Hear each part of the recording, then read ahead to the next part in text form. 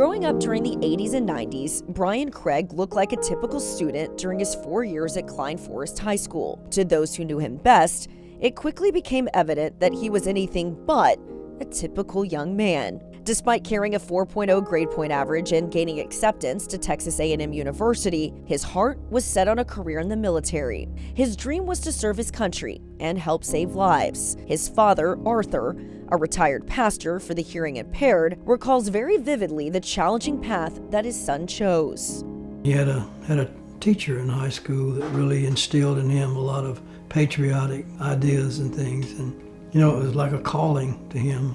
That calling would start off with a stint in the airborne infantry.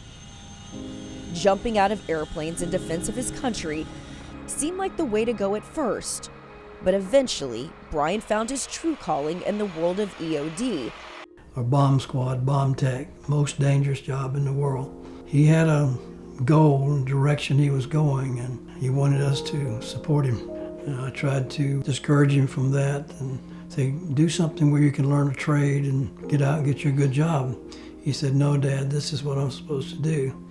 Brian quickly moved up the ranks and took great pride in clearing dangerous areas. IEDs were one of the most serious threats to our troops in Kandahar, Afghanistan, where he had been deployed. The work was hot, tiring, and extremely dangerous. Each mission had one of two options: ultimate success or total failure. Fire in the hole! There is no in-between in this type of work. Every day they'd go out and blow up 5,000 to 10,000 pounds of explosives in clearing the area, explosives that would either kill or maim children, adults. He felt good about the fact that he was saving lives rather than taking lives. On April 15, 2002, Brian and a team of 4 other soldiers were carefully dismantling explosives in Ammo Alley, a notoriously dangerous dumping ground where the Taliban and Al-Qaeda had hidden enormous amounts of firepower. After multiple visits to the site, it was later learned they were being watched. And on this day, enemy forces triggered an explosion from a cell phone as the group did their work. 4 of the 5 men were killed on impact. We got a call early that morning from one of my church members that said, have you seen what happened in Kandahar? I think that I had tried to condition myself and my mindset that this was a possibility. Brian was just 27 years old and last spoke to his father the day before he was killed in action. It's a phone call his father will never forget. We were able to talk, but we had a bad connection. We cut off. He called back. When we were talking, just out of my spirit, I said, Brian, how is your relationship with God right now? And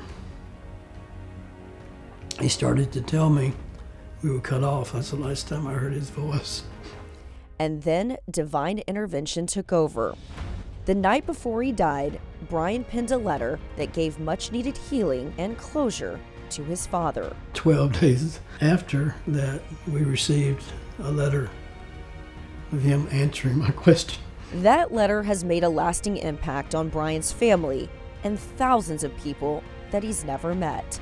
We started sharing it with people, and it just touched the lives of many people. It's been told from the pulpit of many pastors. I have told the story over 100 times myself. The letter just goes on and on. We leave it in motels, restaurants, and it's just amazing how God has used that letter to touch people. He didn't know he was going to die at that particular time, but something was going on in his heart, his life.